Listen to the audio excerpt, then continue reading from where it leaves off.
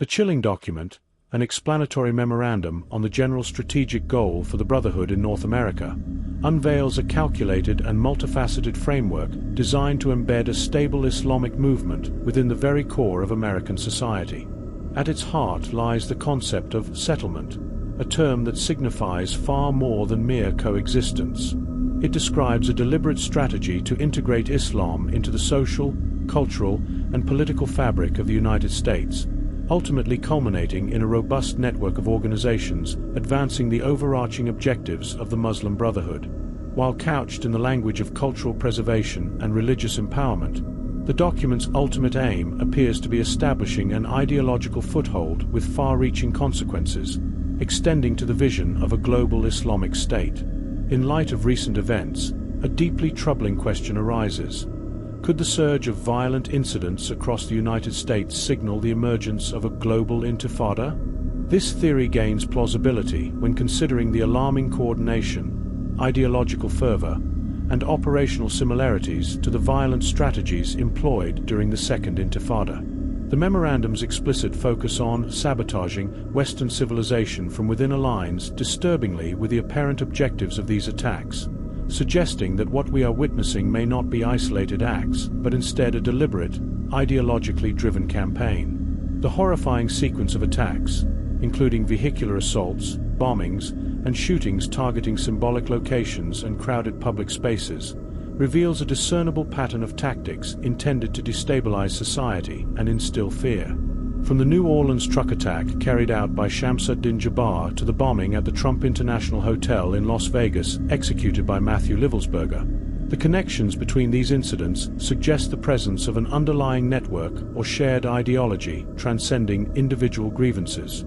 Both attackers used ride-sharing apps to rent their vehicles, a tactic that may also connect them to other incidents. For instance, the bus hostage situation involving a knife-wielding man on January 1st and the nightclub shooting in Queens, New York, which also involved a rented vehicle, display parallels in strategy. While the backgrounds of these perpetrators may differ, one a religious radical, the other a former Green Beret, their shared methodologies and apparent alignment with extremist ideologies under the adaptability and reach of such movements.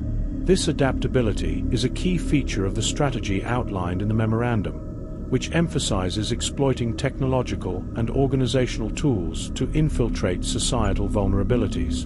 The memorandum also highlights the strategic use of Islamic centers and affiliated organizations as hubs for ideological dissemination, community engagement, and recruitment. These centers, described in the document as critical bases for the settlement project, are intended to function as places of worship, education, and social interaction, but also as potential nodes for mobilization and indoctrination. The deliberate targeting of symbolic American landmarks in recent attacks, such as the Trump International Hotel and government buildings in Washington, D.C., suggests a broader strategy that aligns with the memorandum's vision of presenting Islam as a civilization alternative. These attacks are not simply acts of violence. They are calculated attempts to challenge national identity and societal cohesion. The rise of protests echoing the rhetoric of a global intifada further bolsters this hypothesis. Slogans like "There is only one solution," "Intifada revolution," have moved from the realm of street demonstrations into horrifying acts of terror. The linkage between these protests and the wave of violence suggests an organized ideological framework with roots in the strategies outlined in the memorandum. This framework seeks to exploit legitimate grievances, whether political, social, or cultural, to mask a more sinister agenda: the destabilization of democratic societies and the advancement of extremist objectives. Ignoring these warning signs would be a catastrophic mistake. The Second Intifada serves as a grim reminder of how quickly ideologically driven movements can spiral into prolonged cycles of violence, widespread societal harm, and deep divisions.